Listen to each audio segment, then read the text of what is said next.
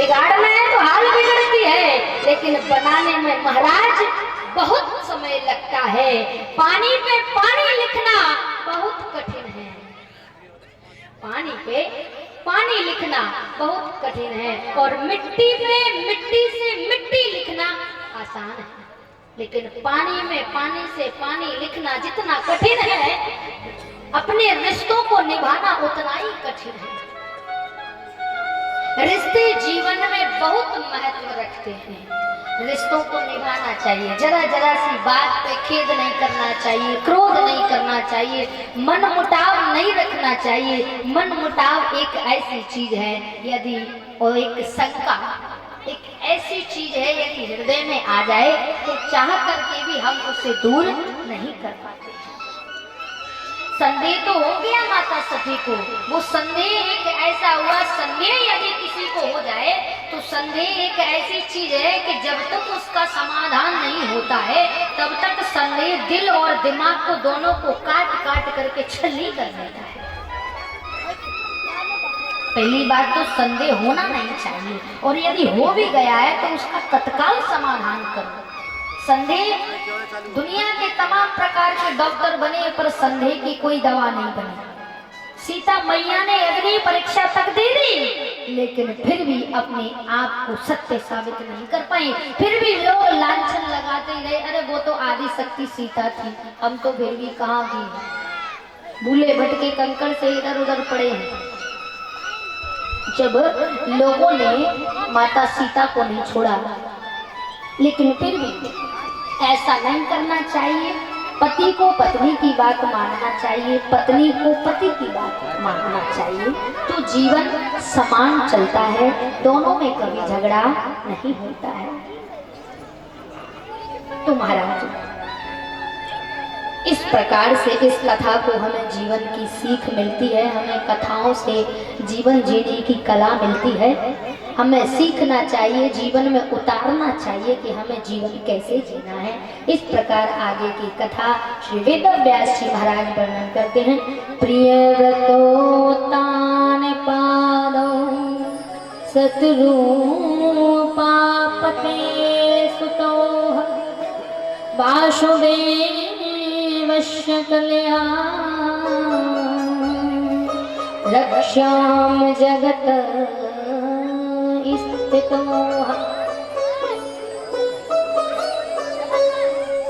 महारानी शत्रुपा स्वयं भोग मनु, उन्हीं की कथा फिर आगे। महारानी शत्रुपा, महाराज मनु, इनके दो पुत्र प्रियव्रत और उत्तानपाद। इनके दो पुत्र थे, प्रियव्रत और उत्तानपाद। उत्तानपाद का मतलब है जिसका समाज में उच्च स्थान हो, वह उत्तानपाद, उच्च स्थान, बड़ा स्थान। राजा थे उत्तानपाद महाराज, जिनकी दो पत्नियां थी। एक पत्नी का नाम था सुनीति, दूसरी का था सुरुचि। तो महाराज उत्तानपाद सुरुचि को अधिक प्रेम करते थे। सुरुचि के पुत्र का नाम था उत्तम और सुनीति के पुत्र का नाम था ध्रुव। एक दिन महाराज उत्तानपाद अपने राज सिंहासन पर विराजी हुए। सुरुचि के पुत्र उत्तम को अपनी गोद में बिठा करके खिला रहे थे, उसे लाड लड़ा रहे थे, उससे प्रेम कर रहे थे। प्रेम करते हुए, लाड लड़ाते हुए उत्तम को ध्रुव ने देख लिया। जब ध्रुव ने देखा तो ध्रुव भी बाल अवस्था में, ध्रुव जी भी बालक हैं अभी। जब पिता यदि बड़े भाई को प्रेम करता है तो छोटे भाई की भी इच्छा होती है कि जैसे पिता इसको प्रेम कर रहे हैं तो मुझे भी प्रेम करें, मुझे भी अपनी गोद में ले। और यदि पिता बड़े को ज्यादा प्रेम करे, छोटे को नहीं करे, तो छोटा सोचता है कि ये मेरे पिता नहीं, शायद ये मेरे पिता नहीं हो सकते, क्योंकि अगर ये मेरे पिता होते तो मुझे भी प्रेम करते। आज उत्तम को खिला रहे हैं उत्तानोपाद महाराज और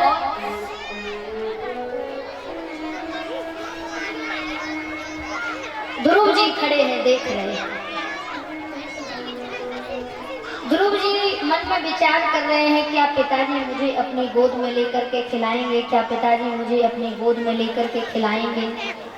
सोचते सोचते आगे की ओर बढ़ जाते हैं, सिंहासन के पास पहुंचते हैं। धीरे धीरे बालक को अगर तुम डांटो नहीं ना तो बालक धीरे धीरे धीरे धीरे खिसक के वो उच्च स्थान पर पहुंच जाता है। बालक सहम करके डर करके आज ध्रुव जी सहमते डरते डरते और आज उस राज सिंहासन के पास पहुंच जाते हैं और धीरे धीरे धीरे धीरे वह अपने पिता के पास भी पहुंच जाते हैं। पहुंच गए।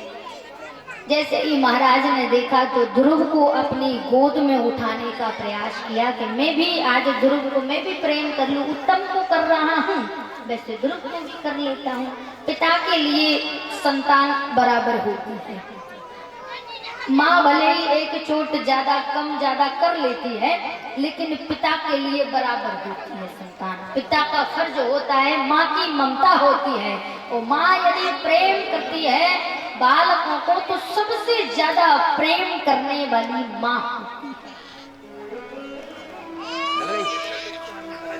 चाहे माँ के लिए छोटा हो या बड़ा हो, लेकिन बुढ़ापे में सबसे ज्यादा यदि माँ रहना पसंद करती है तो छोटी संतान के पास रहना पसंद करती है। बताओ सही है कि नहीं? भैया आओ, बूढ़ी भैया आओ, बताना जरा। जब भले ही छोटी बहू रोज लड़े, खाना भी ना दे, छोटा बेटा भले ही रोज लड़े रोज डांटे, लेकिन नहीं, मैं तो रहूंगी तो छोटे के ही पास रहूंगी। बड़ा वाला बेटा भले ही मना के मर जाए, चल आज मेरे यहाँ सो जाना, चल आज मेरे यहाँ खाना खा लेना। खाना खाएगी लेकिन आके डकार छोटे बेटे के घर आके लेगी।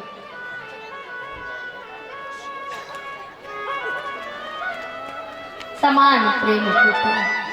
आज महाराज उत्तानपाद ने ध्रुव जी को अपनी गोद में उठा करके लाड लडाने का प्रयास ही किया। तब तक वहां पर ध्रुव जी की बड़ी माता, सौतेली माता उत्तम की माँ आ जाती है और ध्रुव जी की हाथ पकड़ के, बाहें पकड़ करके और नीचे उतार करके खड़ा कर देती है।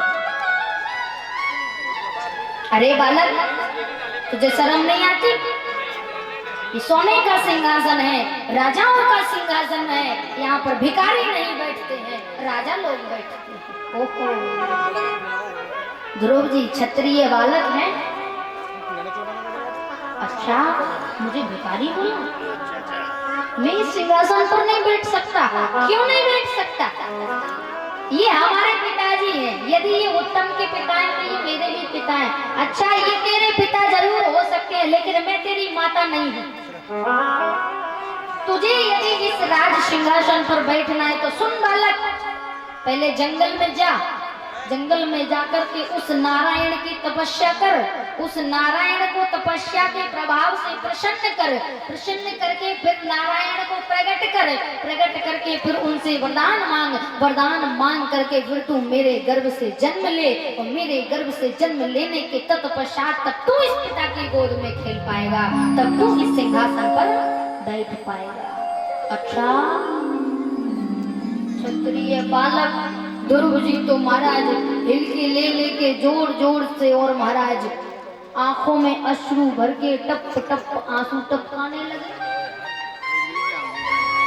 क्रोध के मारे लंबी सी सांस भर के और एकदम से महाराज अपनी माता सुनीति के पास आ गए। आंसू टपक रहे हैं आंखों से। माँ ने छटपटा करके ध्रुव जी को हृदय से लगा लिया। पूछा, पुत्र क्या बात है? बड़ी माता ने कुछ कह दिया? उससे बड़ी माता मत बोलो, वो मेरी बड़ी माता नहीं है। बोले, नहीं ऐसा नहीं कहते, वो तुम्हारी बड़ी माता है। नहीं है वो मेरी बड़ी माता। अगर बड़ी माता होती तो आज मुझे पिता की गोद से छटपटा करके उतार करके मुझे नीचे नहीं फेंकती। फिर भी माँ ने समझाया, नहीं बेटा, वो तुम्हारी बड़ी माता है, जन्म नहीं दिया तो क्या हुआ, पर वो तुम्हारी बड़ी माँ नहीं है। मैं नहीं मानता अपनी बड़ी माँ उसको, वो मेरी सौतेली माँ है और सौतेली माँ के जैसा व्यवहार मेरे साथ करती है, अपने पुत्र को इतना प्रेम करती है। यदि वो मेरी बड़ी माता है तो फिर मुझसे दुर्व्यवहार क्यों रखती है, मुझसे भेदभाव क्यों करती है, मुझसे छल कपट क्यों करती है। सुनीति महारानी ने पूछा, क्या कहा है माँ ने? अगर कुछ कहा होगा तो तुम्हारे हित के लिए ही कहा होगा। क्या कहा है? डांट दिया है, कोई बात नहीं है। थप्पड़ लगा दिया है, कोई बात नहीं है। तुम्हारा कान खींच दिया, कोई बात नहीं है। तुम तो बालक हो और बालकों का कोई मान सम्मान नहीं होता है ध्रुव, तुम तो अभी बच्चे हो।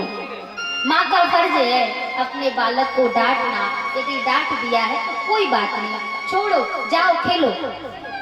ध्रुव जी बोले, नहीं, आज से मैं इस महल का त्याग करता हूं। सुनीति माँ के पैरों तले जमीन खिसक गई। क्या करे ध्रुव, ऐसा क्या हो गया? नहीं माँ, आज मैं पिता की गोद में जब खेल रहा था तो बड़ी माँ ने आकर के मुझे मेरी बांह पकड़ करके, मेरी भुजा पकड़ के मुझे सिंहासन से नीचे फेंक दिया, नीचे उतार दिया और मुझसे कहा, यदि तुझे इस पिता की गोद में खेलना है, यदि इस सिंहासन पर बैठना है तो जा, पहले नारायण की तपस्या